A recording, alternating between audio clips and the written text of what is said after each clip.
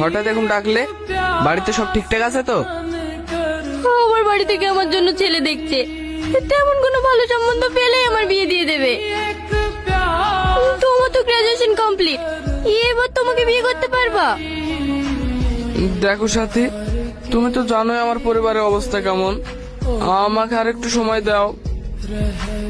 আমি নিজের পায়ে না দাঁড়িয়ে তোমাকে বিয়ে করতে পারবো না। থাক, তোমাকে আর কিছু করতে হবে না। যদি তুমি আমাকে ভালোবাসতে তাহলে ঠিক আছে, দিনে কিছু একটা করতে। তুমি যদি আমাকে না বুঝো তাহলে কে বুঝবে বলো? আমি তো চেষ্টা করছি, তাই না? থাকো তুমি তোমার বুঝ নিয়ে, আমাকে বোঝাতে এসো না। শোনো সাথী, আমার কথাটা শোনো।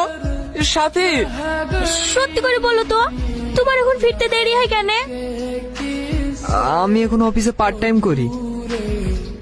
এই বয়সে তোমার পার্ট টাইম করার কি দরকার বলো তো?